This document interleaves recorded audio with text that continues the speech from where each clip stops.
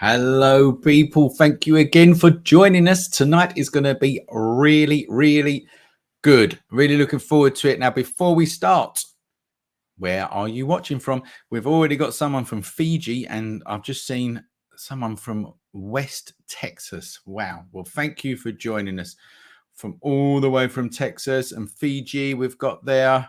And so type in where you're calling from, where you're watching from, sorry. Album of the month. You have to be quick. You have to be quick. Who's going to get it first? Classic album of the month there. And we've got Alan here from West Suffolk, who's been appreciating Jack's Woodland course. Thanks for joining us. We've got Rachel from Ringwood, which is just down the road from Jack, as a matter of fact. Rob from Dorset as well. Oh, Christ, it's all coming through now. Roman from Kansas. Michael from the Highlands in Scotland. We've got East Sussex. Sue from the Wirral. Andy from Blackpool. Thanks. We're all over the place, which is really, really good. No one's guessed the album yet. Right, I'm going to talk to you about what's going to happen. We have got a brilliant talk tonight by Jack Lodge, who is a fantastic photographer, and he also is the tutor in our forest photography course, which is getting some really, really good feedback. As a matter of fact, if you have taken that course, put it in the comments and tell us what you think. We really appreciate that. Jack's going to be doing a talk called The Landscape Photography Process, so it's a must for any landscape photographers out there. I'm going to introduce Jack in a minute, but just to run you through the session, Jack's going to give his talk. You can ask questions that are relevant to what's on the screen as we go. Sorry, I've got to just jump in here. Someone's got it. Here it is. Well done, Chris. Well done. The Final Cut by Pink Floyd. One of the best albums of all time. The second best Pink Floyd album. Yeah, I'm going to leave you hanging on that one to what you think is the best one. Where was I? Yeah, so we ask questions as you go. Remember that you're about 20 seconds delay, so when you ask a question we don't see it for about 20 seconds. And don't worry, if you've got questions, write them in there. If I don't answer them straight away, I'll jot them down on my little bit of paper there, and we will get to you at the end of the session. Okay, yeah, I'm going to bring Jack in. Here we go. Oh, hang on a minute. There we go. Hello, Jack. All right, mate. I never get bored of your intros, and there's me screaming Pink Floyd like at the mic, and I was like, "Oh, I'm muted, aren't I?" Yeah. Did you know what album it was? Yeah, straight away. As soon as you pointed at it, I was like, "Yeah." I was just seeing if anyone said it. How you doing? Are you good? Yeah, I'm good. Good. I will say that what is that's the second best Pink Floyd album. First best, Animals.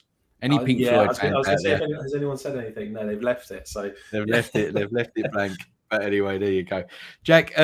Welcome. Absolute pleasure again. Yeah, obviously we've worked together now. Yeah, and it's lovely to speak to you again. And that course, like I said, is going really well. Like, if anyone, here we go. Have we got anyone doing it? Leanne here from Sussex, loving the woodland photography, very inspiring.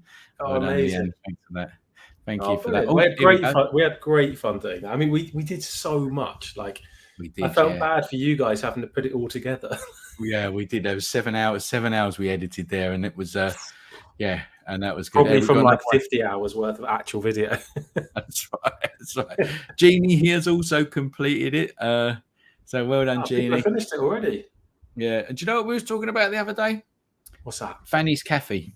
Oh, Aunt Fanny's. Yeah. If anyone's been to Wimborne, Oh, Yeah, we need one of them down in Essex, mate. That was the best cafe I've ever been to, I think. Just random teapots everywhere and like the best That's breakfast. right. Yeah. That's right. Jack, you've just got to share your screen with me again. I think it's just gone off there. Yeah. And then we get to, oh, look, we've got someone from Oslo here who's done your course as well. Oslo, Bente. love Norway. From Oslo. Absolutely love Norway. Yeah. Okay, here we go. Yeah. Right, Jack. Over to you, mate. There's your presentation, and the floor is now yours. Oh, awesome. Well, no, thanks so much, Mark. And awesome to see you all here. I can see the comments. Mark's going to read them out and things. So yeah, it's open floor. I mean, it's kind of like a camera club, but it's like online responsive. And we're just going to go with it, aren't we, Mark? We're going to see what happens. Yeah, that's right. One of the talks that I do called the Landscape Photography Process. It is revamped. I've only updated it this week, so with new imagery. And if no one knows about me, I'll just go through some really boring bits. But my background is actually kind of architecture design. That was kind of my career kind of push back in the day. And then I just picked up photography as a hobby and just got obsessed with it, especially landscapes and just the outdoors.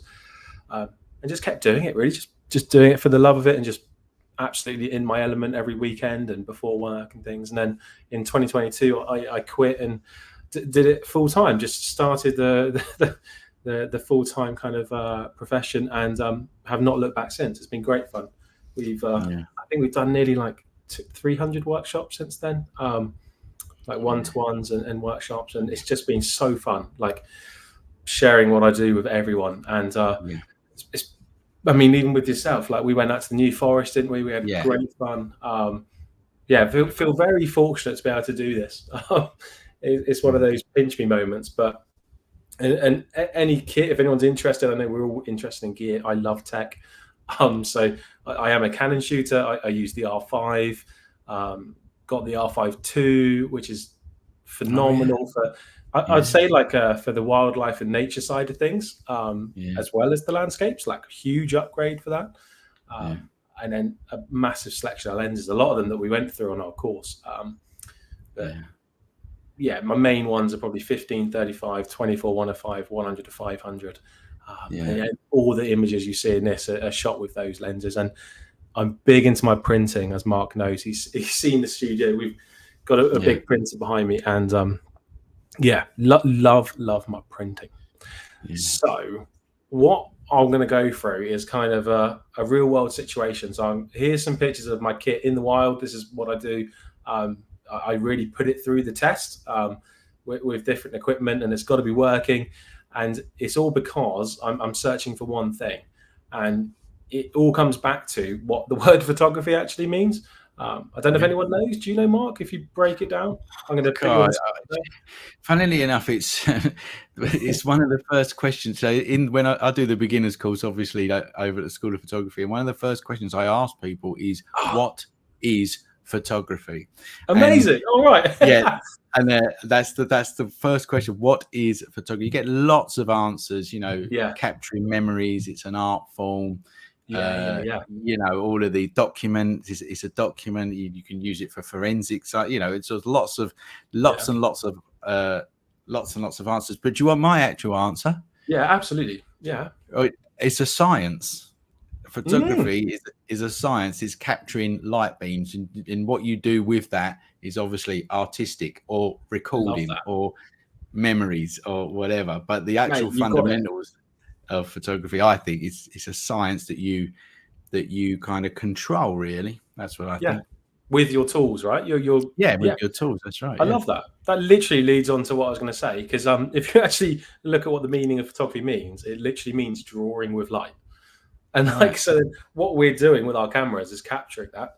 And it's all down to the two Greek words, photos and graph, meaning drawing. So that is literally what photography is. So you nailed it. Mark's course. It's obviously a good one. And I'll show you a few examples. I mean, I've got like 80 pictures to go through in about 35, 40 minutes. So apologies if I flick through fast, but I'm just going to show you some examples as I go along before we get into the depth of the presentation. But this is a prime example of when light really makes a difference. It's one of those things that it's a flick of a switch moment. So I can be waiting in a place like Cork for 3 hours, and I want to Yeah. literally paint the scene with light. So going back to the meaning of drawing with light, Yeah. this is what I mean. Yeah. It could be a place like a landmark. It could be something as simple as this. I took this 3 days ago.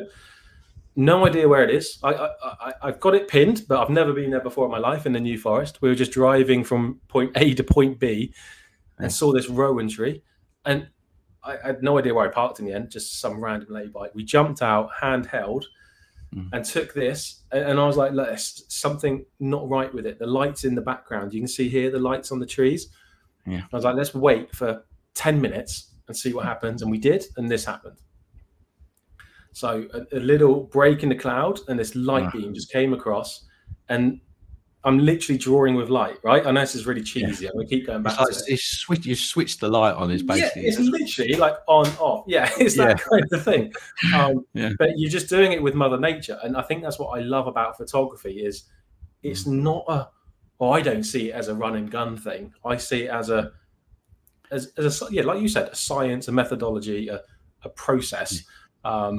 And I'm going to show you how I do all this. And this is another example in the New Forest. Heather season's obviously coming up. Mark knows the New Forest very well. I love it. There. Yeah, this is over at Rockford Common, which is like heather paradise.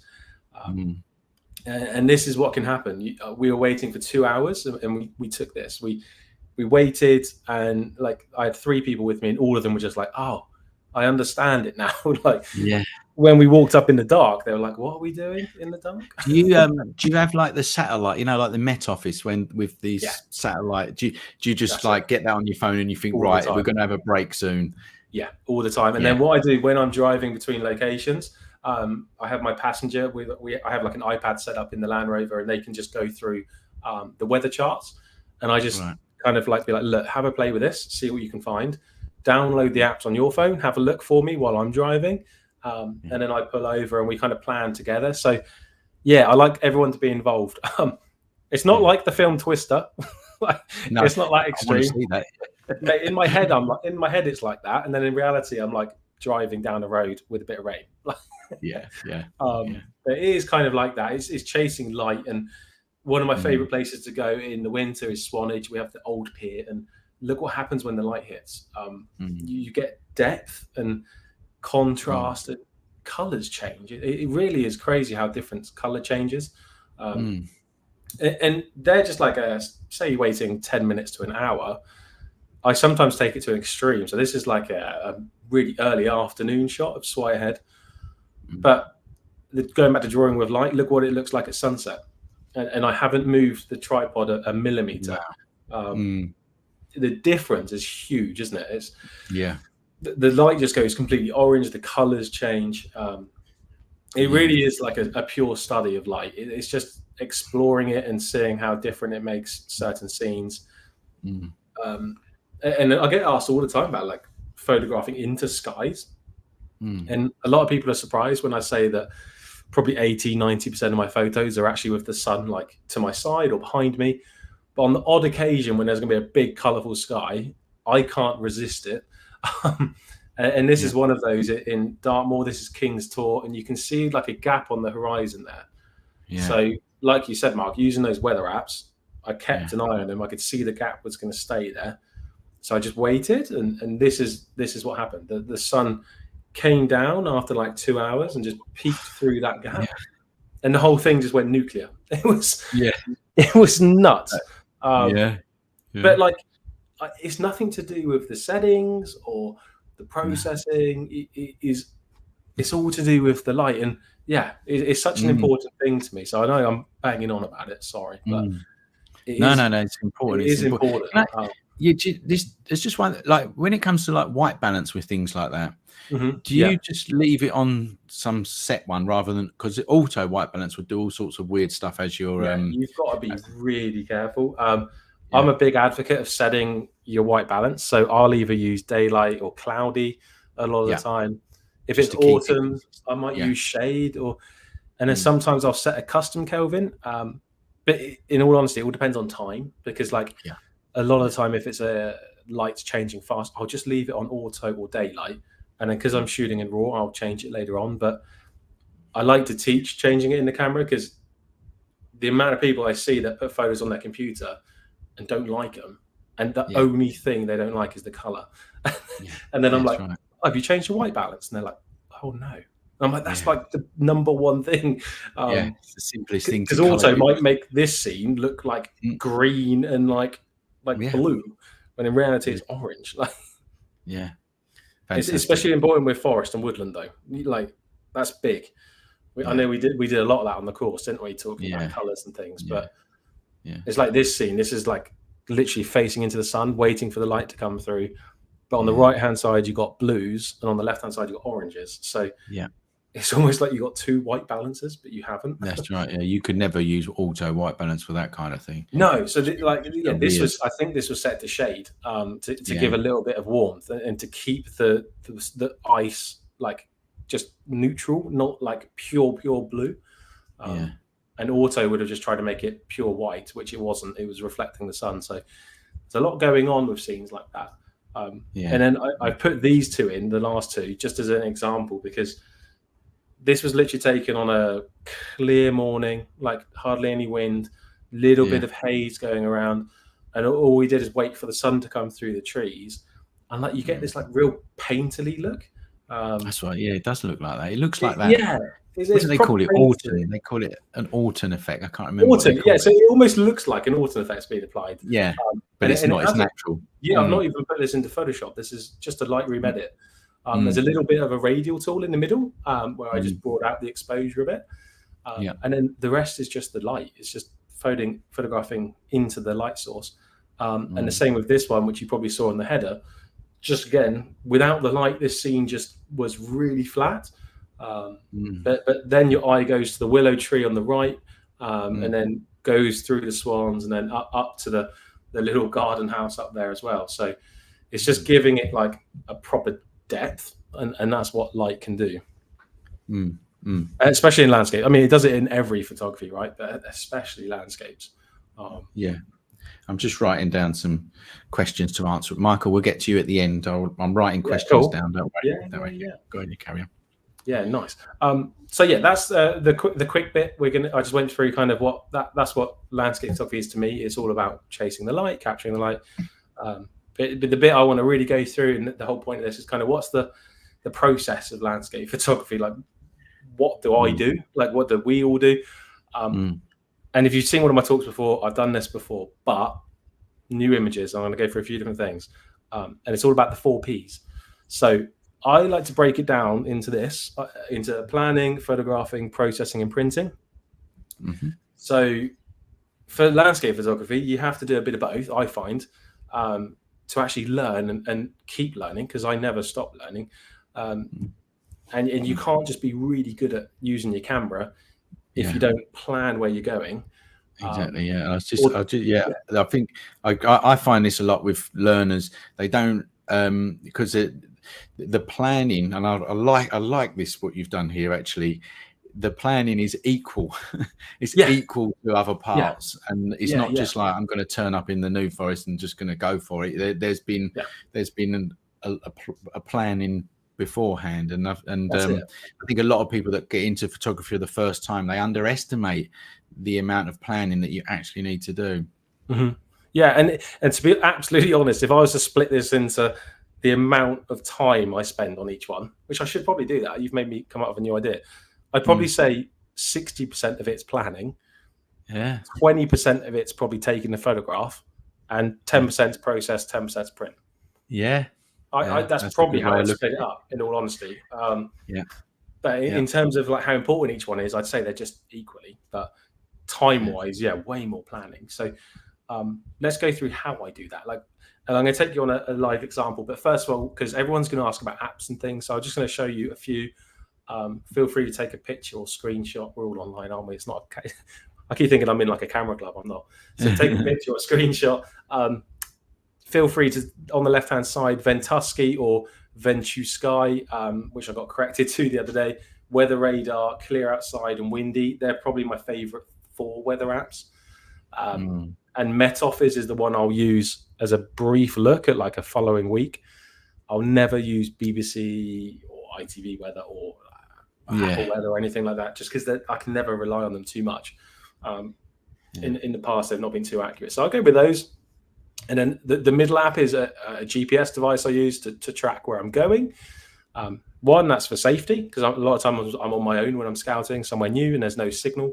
And two, it allows me to go back afterwards and pin my locations, which is on the right-hand side.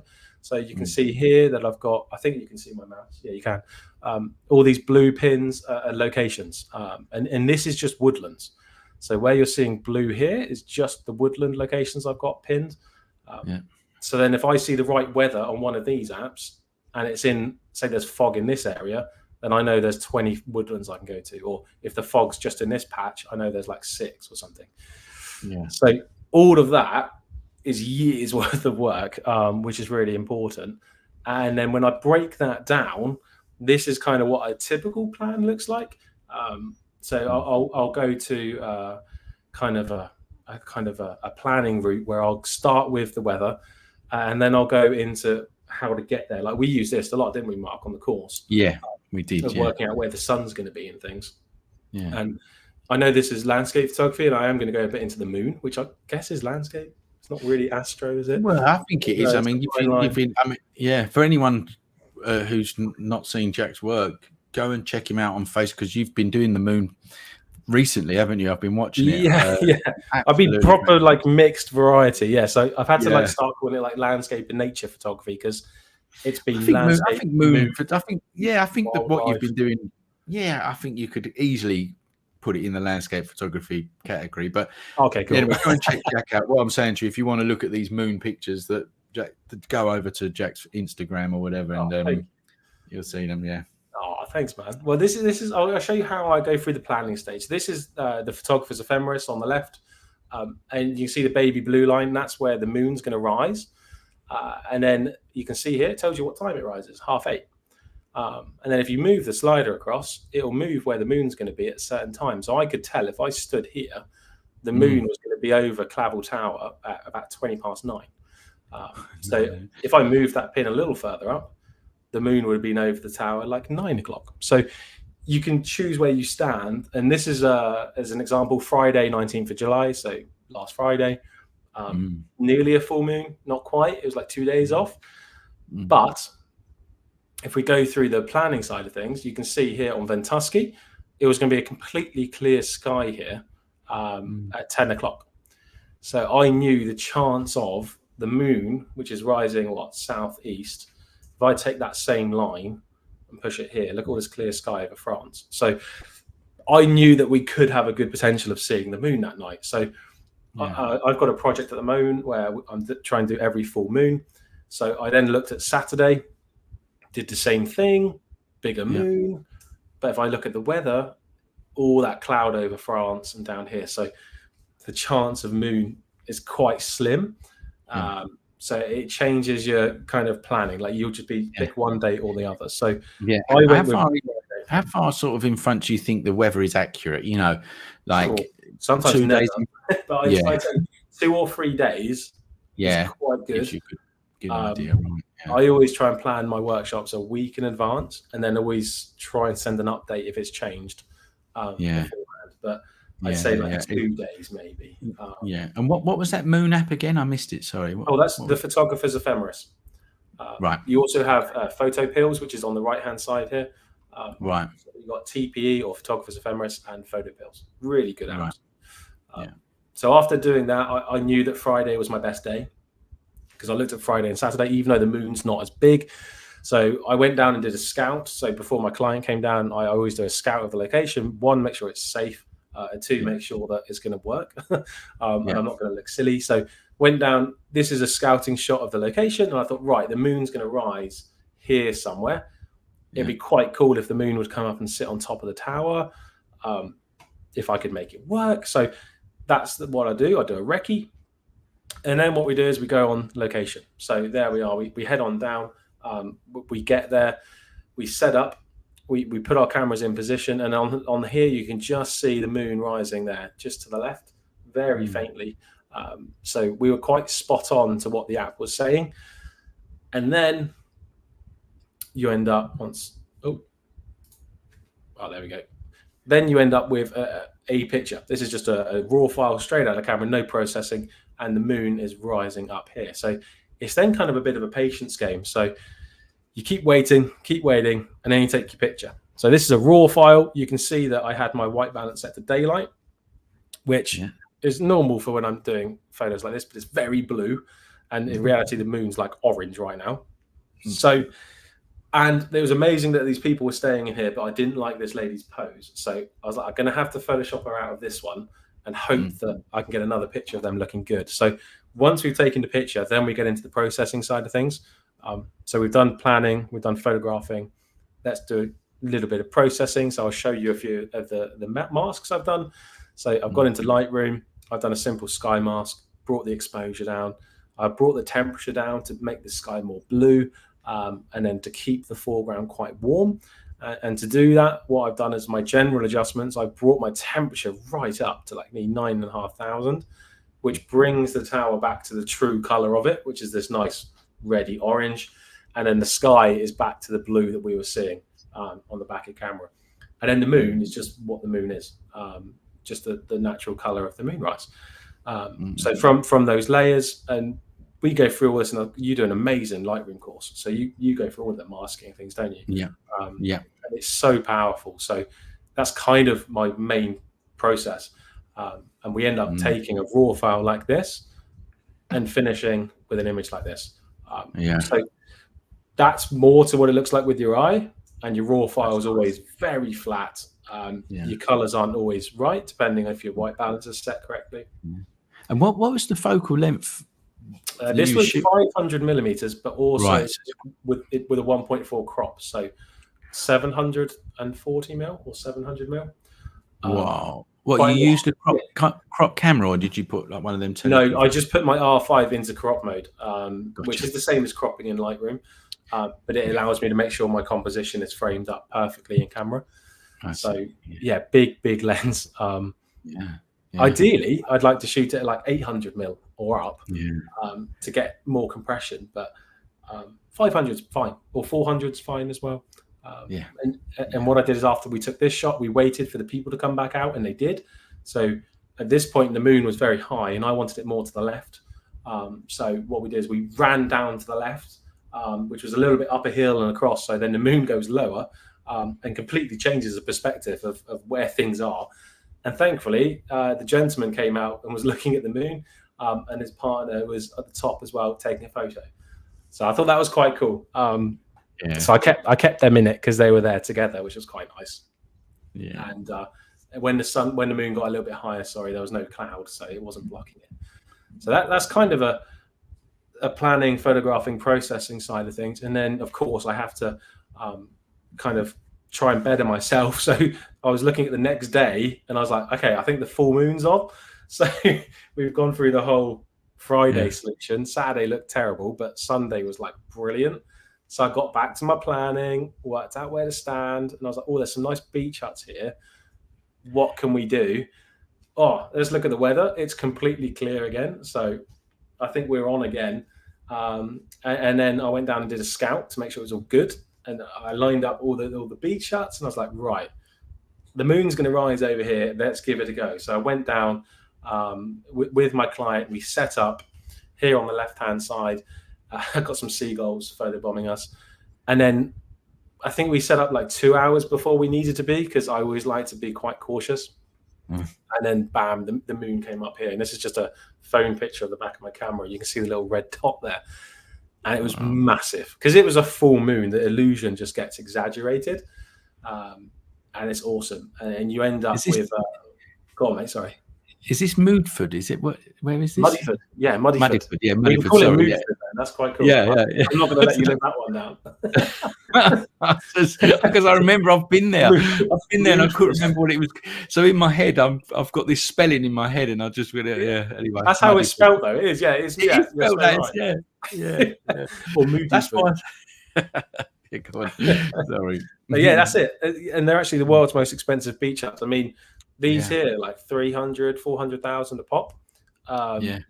It's just nuts. Wow. But this was taken during sunset, so you got the golden hour light. And then we waited, and then here's my raw file. As soon as the moon came up, it was nuts. Like we were jumping up and down. I got a few swans photobombing. This is a very noisy image. This is 12,800 ISO. So what I then had to do is take it into Lightroom and have a play. So got home, I brought the exposure up by like a stop, kept my white balance in daylight. It looked perfect. It was blue. The moon was like orangey red. You can see I've got no masking here at all. No saturation, no vibrance. All I've done, highlights down, bit of contrast, and pop of exposure. Really, really simple. And then one thing that's changed the game with what I do with wildlife and landscapes is that noise reduction. Isn't it nuts? It's mad. It's just mad. Like it's really good. The denoise is just phenomenal. So I don't use Topaz anymore. I just solely use this. And you can see here, this is without any denoise. And then if I flick back, that's with the denoise, and it's completely smooth. There's a little bit of grain left, which I like. I never put this to 100%. I'm normally with my wildlife at like 50 or 60. But with this, I had to ramp it up a bit. And then you end up taking your raw file like this. And then I did a little crop as well to get rid of the swan. And then that's my final image, which is quite cool because the lights are on in this beach shot as well, which was like perfect timing. It was awesome. And all the planning just paid off. So it all came together in the end. And we stayed, and the moon got higher. I had some birds fly in and kind of, because I was shooting at like half a second, maybe fifth of a second. They're a little bit like blurry, which is quite nice. And then it got to a certain point where the whole sky was going like this purple. That's the one I liked. It's amazing. That's the one I saw it on your Instagram, and as soon as I saw it, I really liked it. I just like the row of swans and that. I know it was like it was like they were robot swans. It was ridiculous. I mean, in my head, I was like, I want 3, and I want them like perfectly balanced. That's just my OCD, but in real life, it doesn't work like that. I just like the fact they're odd numbers. So there's 5. So I like odd numbers.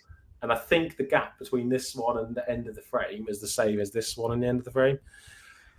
So they knew it was you, Jack. It's all about balance.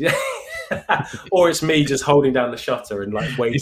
It's like you and rainbows. They just know, they're Jack's over there. Follow, I'm the swan man and the rainbow man. So that's kind of the process of those. And then for me, the final bit is printing, mate. It's like that's my favorite thing to do in like the world. So every time I get back from a shoot where I really enjoyed it, I get straight into the printing. I use Canon printers, so I use the 2100, which is just there. Started off with a 300, which is a desktop printer, which I used for like 5 years and loved it to bits. And then all I'm doing is I'm printing on like 2 papers. I use PhotoSpeed papers. I use a NST Bright White and a PhotoSpeed a Platinum Baryta. And I printed this on an NST Bright White because I really wanted the painterly look, which gives me like nice textures. So I printed off at A2. And there it is coming off, and you really get those blues and oranges come through. And when you look it up nice and close, you get all those textures. It just looks lovely. And it's really funny because now you really see the distortion of the moon. And a lot of people are like, that's so photoshopped, it's so fake. And I'm like, no, that is what it looks like, because it's the haze, right? Think of how many thousands, millions of miles away that is, right? And like the haze on our atmosphere is just distorting it. So sometimes the moon looks like an egg, or you get these big bits that are cut out, and it's so funny to see. But on a print, it's like, you really see it, which is quite cool. And I always think printing's so important because you learn so much. And I like to show this image because this is when I first got the printer, 2 boxes of paper, and I went through them within like 2 or 3 days, and like 2 or 3 sets of ink cartridges. It was nuts. But I completely changed my portfolio the day after. I was like, I think I had a week off work, and I just re-edited every photo because when I printed it, I was like, I don't like it. I was like, the blues aren't right, or my white balance isn't right. And this is just to my eye, because obviously we all see color differently. But did it match your screen though? With the prints, were they matching your screen? Yeah, didn't to start with, and then I got into the fully calibrating and having a calibrated monitor, fixing my brightness because that was the big thing. And then when I did that, I went back through all my old photos and just reprocessed my favorites and updated the website and panicked a little bit. I was like, oh, I'll put them on Instagram now. But it's never too late. Like, you can repost the photo, right? It doesn't matter. So yeah, printing for me, you learn so much. And the best thing I did was I printed on like a test pack of paper. So if anyone's going to get into printing, just buy test packs. And then you can solely look at, say, 10 or 15 papers. And I printed the same image on each one. And PhotoSpeed, bless them, they won't mind me saying this, but I'll never print on this paper again because I find it disgusting for what I do. It's so heavy and textured. Like for a woodland scene, it just looks like a really thick canvas. So that one went straight away, and that made my process easier. So then I looked at other papers, and some of them were quite blue, some of them were quite warm. So you have to really pick the paper for your kind of style, I guess, or the colors you edit a lot in. So I went through all of that process and really changed the game of kind of what I got into and how I changed. It is so important. I mean, like, I don't do it, and I really want to do it. Like when I first started photography, that's how you did it. This was in like the 90s, and that's how you did it. Your end result was in front of you, and you was holding it. And it's so nice. And it's just having that tactile feel, isn't it? Like actually having it out on paper. You can't beat it. It's actually addictive. And I think it's more so I see it a lot in Camera Club, which is amazing. Like nearly everyone prints, and I'm like, oh, I love that. Like that's actually what I want to see more of. And now like loads of my clients are into printing. Like at the photography show, it was nuts. Everyone was getting printers, and I was like, this is really, I don't know if it's making a comeback because I don't know how popular it was beforehand, but like, I think it's always been there. But I think it's just one of those things now that I think since COVID, everyone just likes to see their prints in real life, like their work in real life. Sorry. Well, it's like it spreads, doesn't it? Once you see one, you just want to do it yourself. Like for me, when I saw one of my friends printing, I was like, I want to do that. Exactly, yeah. Because your prints are like absolutely pristine, aren't they? Like just crisp, and like you look at it and you go, oh, that looks so much better than it does on the screen. And it's nuts. It's such a night and day difference. You see it on Instagram, you're like, really? Like it's just like no detail, and then you print and it's a game changer. And it doesn't matter if you're printing on something massive like that or just a little desktop one. They use the same inks. I mean, the two I do, and they use the same paper. Yeah, just a couple of, because we're talking about it at the moment. Matthew Wilmot here. By the way, everyone else that's asked questions, I have wrote them down. Do not worry, we're going to get to them. But just because you're talking about printing papers right now, Matthew Wilmot here. What is your favourite free papers? Oh, nice. Really easy. NST Bright White, which is a 315 gram like paper. It's really thick, really nice and softly textured. So I use that for my woodlands and my pastel scenes. Platinum Brighter, which I use for like my colourful skies, sunsets, sometimes moon photos, anything with a punch, and black and whites. And then probably either platinum cotton or smooth cotton, torn between those two because I like both. But a cotton paper, just because it feels so luxurious, and they're both around 300 grams. So yeah, they're always around 300 GSM, very thick and just super textured, and they're quite a soft white base. They're not tinted. None of them are tinted, so they work for all my images really. Yeah, right. There's Neil. I've wrote you down. I'm gonna come back to you, but this one, Dave. Which printer do you suggest to get started with? He's also, it's the same. He asked it up here as well. So an affordable home printer. What would you suggest? No brainer. I'd say the Canon Pro 300. Right. That's not because I work with Canon. I bought it before all of that, and I got it just before COVID, and it was my best purchase. It's like probably, I think if you get it on a deal, it's like £600, which sounds a lot, but just think of it like a lens, but better because you learn so much. And then the inks are like £150 a set, and one set might last you 3 months, 6 months, depends how much you print. So I'd say that would be my go-to straight away. That does A3 and A3 plus. And if you want A2, you can get a Pro 1000, but that thing needs to be printing like 10, 20 images a week. Like, otherwise it's just Really? drinking ink. Yeah, they're made for like studio. Like this thing, I have to, all my print orders I leave to 1 day a week. So it doesn't print for like 5 or 6 days, which is a bit naughty. But then on 1 day, it prints like 20 or 30 prints, like running off. So I don't waste ink. Because if I did like 1 or 2 a day, it's going to cost a fortune in ink. That's right. Yeah, that's the business mind, isn't it? You have to be efficient. Yeah, that's just that's my brain. Yeah, exactly. It's true. Like, if you're doing it for You yourself, a little desktop, like a Pro 300 is perfect, because you can leave it for 2 months and then run a print off and it's fine. Just never turn it off. Yeah, right. That's a good advice there, Jack. Like I said, everyone else, I've got your questions written down. We'll do them at the end. Yeah. How are we doing for time?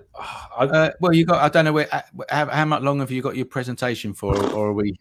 I've probably got like another 40 images to go through. I could flick through the important. Well, see, go for another 10 minutes. Just go for another 10 minutes. You sure?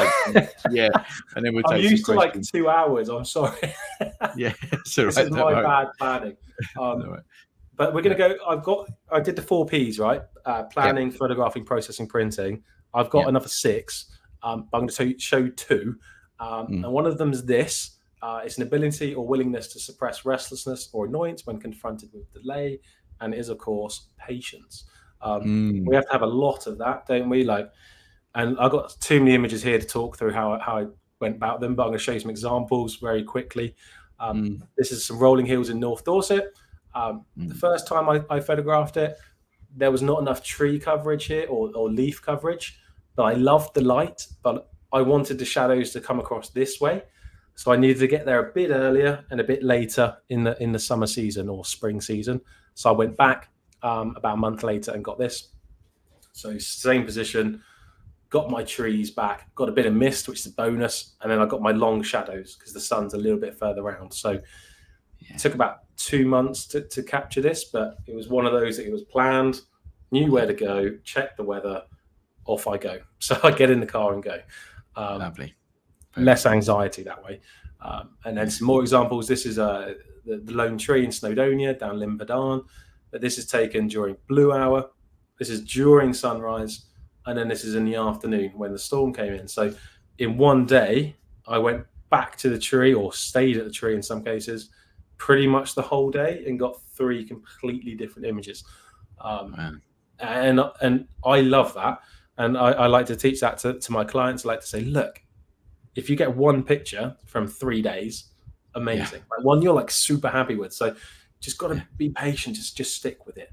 I'll flick through these because ours will be here all night. But here's an example up in Scotland. This is taken about an hour and a half before sunrise. Over at Kilchurn Castle, sorry. Beautiful colours, beautiful sky. And then about half an hour before sunrise, the whole sky lit up pink. Wow. So I went full panorama mode. This is an 11-shot pano on a 45 megapixel camera. So huge. Are you, and when you say, is it you've got your camera portrait? That's in portrait. Yeah. So I literally just went from landscape to portrait and took, I think it was 11 in total. And then I cropped it into a 3x1. Yeah.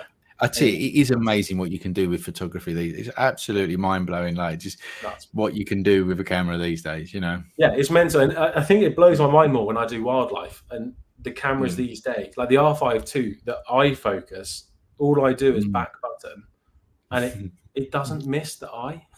I don't get it. Like it takes all of that side of it out and then you focus more on your settings, your composition, and you don't have to worry about focus. It's amazing. And then after this one, then I got sunrise and we got the colours and we got the little light hitting the tree. But all 3 of those are taken in the same morning in like 4 hours. So you can really capture some cool things. And then let's skip through this. This is the use of a polarizer or not. You can see having there's your rainbow again. There's your rainbow. There's a rainbow. Always a rainbow. But funny one here, I used the polarizer on this one and it got some lovely water, but it got rid of my rainbow. So I took my polarizer off and I got my rainbow back. So be careful with your polarizers. Sometimes you want them, sometimes you don't. Let's skip through these. I'm so sorry. This presentation will be ages. Nah, Jack, don't worry, mate. And we've got time. Don't worry. People, I'm I don't pretty want sure everyone to be people are here till, like, enjoying it, and 9. they'll hang around for. If we're going to go over a little bit, and Okay. I'm pretty I love sure. questions, so questions are good. Yeah, everyone, we're all And right with that. this is the same at Corfe Castle. This is a blue hour. This is a sunrise, and then this is 2 hours after sunrise, standing in the same spot, and you just see the difference is like so big. And I just love the effect it gives. Like, I love blue hour. I love the blues and the orange skies, but I love the sunrise because the sun's just this little white ball, and the mist looks lovely. But then you wait a little bit longer and you get the long shadows. And yeah, I mean, I'm all for running around like the headless chicken, but sometimes it's like, just get your tripod down. Even if you don't need it, it's just there to compose and just enjoy the outdoors. Like, just let nature do its thing. And every now and then you just press the button. So all of them 3 pictures were taken on the same morning. Is that? Yeah. About 4 hours apart, probably. And I'd say probably, and this is where, like, I had this yesterday, actually. Someone wanted a print, and they were like, why is it £150 for an A3 when I can get one for £30 on Etsy? And I was like, I started writing out this huge email. Yeah, and I just deleted it in the end. I was just like, I don't need to justify myself. No. But like, it's because, like, for instance, this is probably 3 hours of checking weather apps and planning. Yeah. And 2 hours of driving, an hour there, an hour back. Yeah. And probably 5 hours on the hill. So, like, probably a day and a half of time. Then there's so much effort going into these images, and it's like, I love it. A person like that, I've learned this over the years. A person like that, you're never going to convince. You just you can't convince that. Yeah, it's so tricky. You've got more to do with your time. Yeah, exactly. I was like, £30 doesn't even cover the paper and ink. Like, it's crazy. Let alone the time it took to take a photo. With patience, like, just enjoy the outdoors, because you can really just capture 3 or 4 or 5 completely different images, and have some fun. And then there's one more P that we'll go through, and it's persistence. So I put these two together. Patience and persistence are similar, but having the same thing. And Mark recognises trees straight away. So during our forest course, if you've done it, we went here. I can't even remember what time of year. It was all just before, like, peak autumn, wasn't it? It was just autumn was just kicking in. And we're like, I wonder what this looks like in the spring. And this is what it looks like in the spring. Beautiful bluebells, beautiful greens, but there's 2 and a bit years in between these photos. This is a summer shot, where autumn's just kicking in. I think this was taken a week after our course. I actually can't remember. It's quite close, wasn't it? Yeah, very close. Yeah, that's right. It was, because we were on the location, like, it's not foggy, but it's beautiful weather anyway, so we can get some photos. And I was like, this would look great in the fog. And then the week after, we got fog. I was like, Mark, no. Yeah, that's right. So we got this, and then I went back during peak autumn and got this. It was just amazing. The oranges were brilliant. And then I still need to get a winter shot, because I love the seasons. So this is my current winter shot. It's taken with a light going through. But ideally, I want some snow. So or that hoarfrost that you get every now and again. Hoarfrost here would be amazing. Yeah. And I'll cycle through these. We don't need to talk about these ones. Not another rainbow. We don't need another rainbow. This is a fun one. This is Hamnøy Bridge in Norway. So I think someone said they're from Oslo.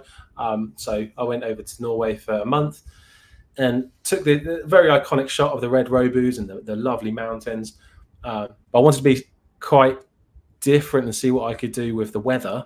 Because I was only there for a month. I couldn't do too much season based. Like, I'll go back in the summer at one point. So I decided to go back in a blizzard with Rihanna, my wife, and we did, and it was awesome. And no joke, we were holding onto the bridge with the tripod, getting battered by a blizzard. It must have been 70-mile-an-hour winds. Pretty dangerous if the wind wasn't coming towards us. I wouldn't have done it the other way. But managed to capture this, one of the hardest photos I've done, because the snow was just going into the lens. Wow. It was very extreme, but that was just being persistent, just waiting with it, being like, there is definitely a shot here, just working out how I do it. So I was pressing the shutter, wiping the lens. It was a nightmare, mate. I was wiping the lens. I had a lens hood on. Yeah. I was like trying to shelter it with my hands. It was so hard. Yeah, I But don't know how long I've had him. it makes that feeling. It makes you feel like you're in a blizzard. I hope. Yeah, you can feel it straight as soon as you see it. You feel it. Oh, Yeah, good. for sure. And this was the same. This is the beautiful little yellow hut, but I couldn't see the mountain, and I wanted the snow falling, so I just went back when I got both. So then I've got the snow falling over the hut and the mountain. Whereas a lot of people I have on workshops, they're kind of happy to go to a location like once, and then when I convince them, like, no, let's go back. Trust me, let's go back, and we do it. They're like, oh yeah, like that's what it's all about, going back to the same location multiple times, because Yes. you can just get things like how you want them to be. Yes. And we'll finish it here. I promise you now, then we'll do questions. But Durdle Door, I don't like showing this because it's the first image I took there in 2018. So apologies for the use of a linear grad, which you can see quite obvious there. But I just want to show you how, like, over, what's it now? That's 6 years apart. How you can grow if you just keep trying. So really wanted a Sunstar shot through the door, which you get for like 4 weeks of the year. And this was my first attempt. And then I went back 2 years after that and got this. Wow. Got Is that the BBC one? That's not the one. No, not yet. No. And then I went back 3-4 years after that and got this one. And the difference between the three I find is quite interesting, because I learned so much between each one. And there's probably about 25, 26, maybe 27 attempts between these three shots. So a lot of people see these three photos, but in reality, there's 23 other failed mornings. And there's it's quite a famous thing. You get like tons of photographers on that beach during them 4 weeks. Oh, it's super popular. You can sometimes have, I've been there with 20 photographers before, and you do a thing called a tripod shuffle, where you move your tripods around all together. On this morning, there was 2 people, me and one other. Nice. It was amazing. So we had basically the whole beach to ourselves, and then we got something very special with the light coming through with the mist. That was the BBC one, wasn't it? It was nuts. I was on like Canadian news at like 2 a.m. and stuff. It was crazy. So I've never experienced anything like that, and so much hate. It was ridiculous. This was when AI was kicking off. This was like literally the same month as Photoshop started doing the AI thing, and I was like, "Oh, here we go." Just delete. I was like, "Yeah, just hide it all." So that is the landscape photography process to me. It's the planning, photographing, processing, and printing. And this is what it's all about: having smiles. So we go out in the woods, have a great laugh, enjoy moments together, and just have a great time. That's what photography is all about to me. So thank you for having me, and let's go crazy with questions, man. Well, Jack, it was just brilliant anyway. I just love looking at your work. I always do, as you know. So thanks for that. We've got tons of questions, and I'm going to try. So if you've wrote questions in, don't worry, because now is the time I'm going to answer them. But you can also type in some more now. Remember that you're about 30 seconds behind. Let's start with Leanne Campbell here. Hey. What settings do you use for the full moon? So obviously all them full moon shots. So for that one, I was at f7.1, f8, which is like nearly the lowest aperture my lens goes. And my ISO was quite high, like 6400. But those two don't matter too much. It's more to do with shutter speed. So I try and keep my shutter speed over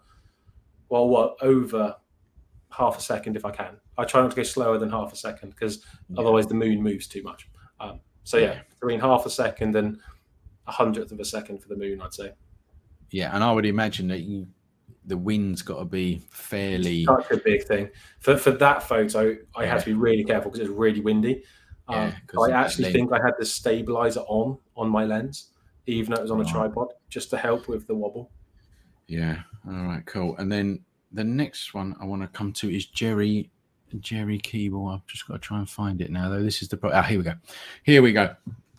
Do you continue? So this was like when you was looking at the Corfe Castle pictures. Do you continue shooting throughout the 3 hours, or do you just wait for the light and go crack? Great question. Ideally, I'd wait, but I will keep taking pictures when I think it looks good, because you never know if that's the peak. So I've made the mistake before where it's looked good, but I'm like, oh, it's going to get better in a minute, and it doesn't, and I'm like, oh, I should have just taken a picture. So just take pictures. Memory Imagine card if is you, so cheap. yeah, Like, yeah. imagine if you had film. God, honestly, You'd yeah. have like I had bags of someone it. say to me I should shoot film, and I was like, I don't think I could. The stress and anxiety would just not help. Yeah. There's a good question here. I'm going to try and sort of interpret a little bit from ViewTube. But how do you decide to make a photo interesting? I am new to photography, but would like to shoot more photos that are creative and interesting. So Amazing. I'm assuming he's sort of talking about like where do these ideas come from? Like, because I think it myself, I see your pictures and go, where did you see that? Like, was you just driving along and go, there's a picture? Where does it? A lot of the time, yeah, yeah, that's true. That is honestly, like that rowan tree, the red tree, pure mistake, like absolute mistake. But to make them more interesting, I'd say it goes back to the light question. Go out in the right light, especially your sunrises, your blue hours, and like just try and find images that like you want to walk into. That's the best advice I can give. You don't want it to look flat. You don't want an image to look flat. You want elements, ideally like 1 or 3 or odd numbers, like, and just have something that's a story. Like if you can tell your story in an image, that's where you win. Like if it's just a swan and you're shooting down on it and it's in the water, it'll be okay. But if you get eye level with it and you blur the background right out and you get the swan looking down, a little baby swan or something, that's different. Like that's telling the a story. imagination. Yeah. Just try and tell a story. Exactly. Yeah. There's a couple on ND filters, but we could start with this one here. Kelly here. Do you need to use ND filters or not?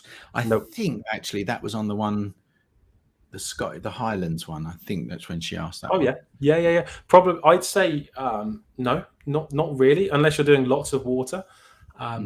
I would say when I'm doing seascapes, my 3-stop filter is my most used because I want to get around half a second or like 1/5 of a second shutter speed for the waves. But if you want to do long exposures like your Milky Waters, then you do need them. Like it's a must, really. You need a 10-stop or a 6-stop. So I'd always recommend having a polarizer, a 3, 6, and 10-stop in the bag. But I'd find over the last 3 years I've used them less. Don't know why. I think it's just I quite like the texture of water. Yeah.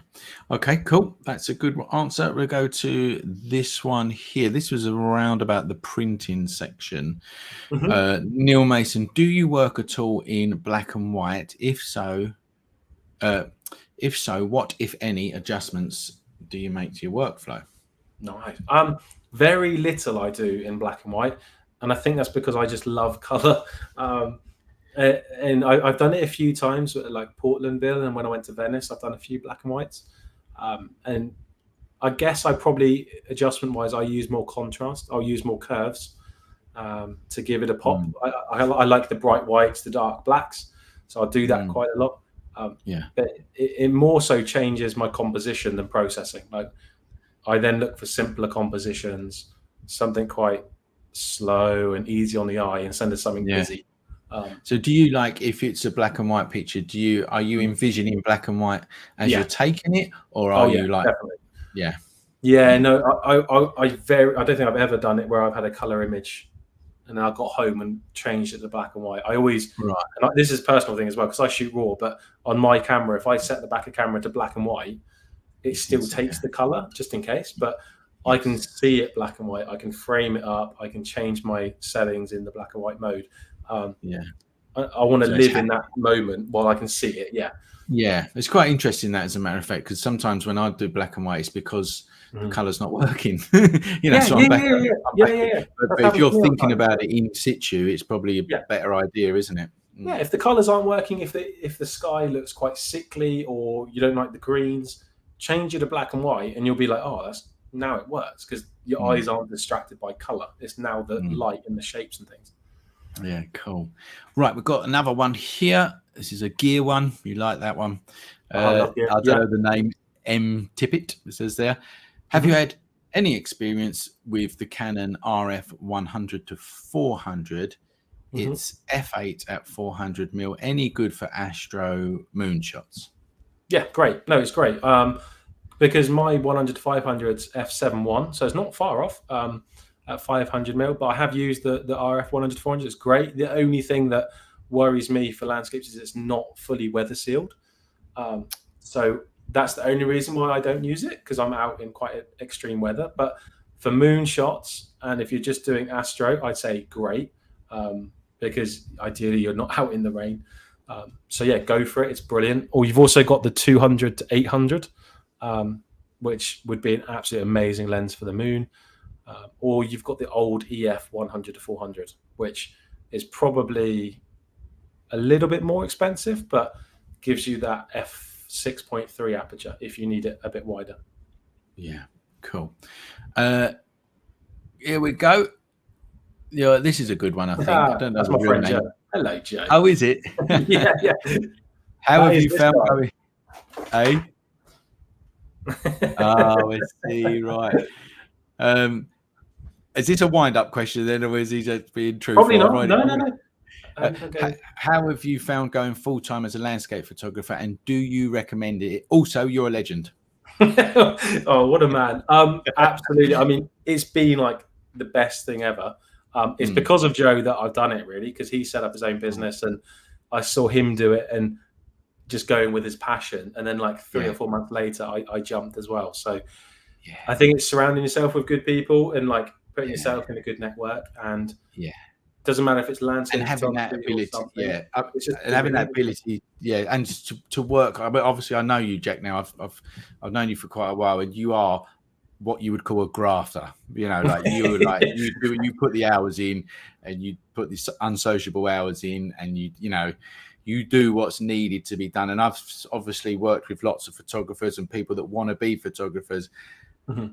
Never underestimate that graft and grit that you've got to do to achieve, and you do it, and you do it really well, Jack, I think, anyway. So there you go. Oh, mate, thank you. It is a lot of hours, but it's not like probably it's like 12 to 14 hour days, but it doesn't feel like work. Like, so whatever you're doing, if it doesn't feel like work, you're in the right place. That's all I can recommend. Yeah, exactly. We've had the ND filters one, but this is a little bit different, actually. I quite like it. So it says, apart from fast moving water, how would you use ND filters in landscape photography? Love that question, because I use it all the time like this. So when it's windy and I do woodland and forest photography workshops, a lot of people freak out and they're like, we have to use crazy high ISOs. And I'm like, no, we're going to put on an ND and do long exposures of leaves blowing. So yeah, Michael, have a play with, even if it's not that windy, it's just breezy, try do a 10, 20, 30 second exposure of a woodland and look what it does with the trees, because it's awesome. And we do that in the course, by the way. We do that. We did do that in the course. Yeah, we did. That's right. We did do it in the woodland course. It was really good. Really good results. Really good results. Right. So there is others in here. It's just gone nuts. So I'm just checking. They were the ones I wrote down. And here we go. We're talking about denoise in Lightroom. Susan here. I find AI denoise is in Lightroom great, but why does it take so long? Okay. Yeah. So that all comes down to your processor and your graphics power. So, and also what machine you use. So Windows machines does take longer. It's something to do with the way like Apple and the OS works with Adobe. But your Apple products, like my MacBook, for instance, is an M1 chip now, so it's quite old. But it takes like 10 or 15 seconds to do it. Whereas even some of the newest Windows machines can take like a minute or two sometimes. And it's completely normal, but it all depends on the power of your processor. That's all it is. I've got yours is quick. Yeah, mine's fine. If you've got a gaming computer, which I think yours are, right? Well, it's the graphics card. You need a good graphics card if you've got a Windows PC. And then it's like a lightning fast. It should be around 10 to 30 seconds. Yeah, exactly. This is a good one that's just come in. And how do you manage local authority permissions in taking pictures in some areas? Mhm. Do you pay the locals, etc.? That's a great question. So in some areas, like for instance, like I've done a poppy field a couple of weeks ago, and that was private land, completely private. So I don't like the idea of just going into it. Like you can, obviously people do and things, but what I do instead is I try and find the local owners. So I'll go on like the authority's website. I'll download the deeds or something and see if I can find who the owners are, and then I'll, like for this case, I found the farmer. Got in touch with him and just said, "Do you mind if I go in and take some pictures?" And they're fine with it. And a lot of landowners, when I've done that, if I say I'll give you a print or something as a thank you, they're okay with it. Whereas if I just did it and then they come shouting at you like you're trespassing, I don't like that. It freaks me out. Well, And I couldn't do it. So yeah, I I'd always saw start and find. I saw the print that you printed for the landowner. Oh, the poppy one, yeah. Absolutely, because it was. Did you frame it for them as well? No, I did. No, it looked framed, didn't it? It was that was the box that went in. Right, I did an A2, so a giant A2 print. Yeah. I bet they were chuffed to bits. Yeah, they loved it. The only thing is, he's now battling with his partner to whether it goes in their house or goes in the office of the farm. So I said to him, "I'll do him another one." I was like, "I'll do another one. It's fine." And just out of interest, Jack, like, why are they harvesting poppies? If that, what is it? No, great question. Yeah, no, it's because they're used for like poppy buns, like your poppy seeds on top of your buns and bread and that sort of stuff. Yeah. It used to be for morphine. So literally opioid, like opium. That's why over here they used to be like heavily protected and like not guarded, but like cameras on them and stuff. But since COVID, apparently they can't get the licenses, so they're now doing it for seed. And like, so where did you find this like private land with poppy? Did someone just tell you about it, or? Yeah, so someone we know is the farmer, and he just said, look, he's the farm manager of so much land, and he just said, look, we're growing some opium poppies. Come out in the landing, and we'll go explore. So we went out and took me across all the land, and we found this scene. He's like, oh yeah, I've got a nice view of some poppies, and then he took me there, and I was like, nice view, like this is the best field of poppies I've ever seen in my life. Yeah, and you've got a barn at the bottom of it. I was like, this isn't nice. This is insane. Yeah. It's a brilliant picture, Jack. It was such a good picture. And like again, everyone else, I'm just gonna do this again for people. If you do want to see that picture, that's where you go and see it. All right. Pink poppies are cool. Yeah, be on Facebook, Instagram. I'm not sure if it's on your website yet, is it? Or it should be. I'm doing an update this week. It's not on yet. I don't think. Okay, we'll go and check that out. And we've had some brilliant questions. I'm gonna wrap it up now, actually, but we've just got so many. I'm just gonna put some comments up for you, Jack. Jack's enthusiasm is infectious. I know it is. And then great presentation there from Michael. And then there's loads about thank you guys. Inspiring as always. Thank you. What a group.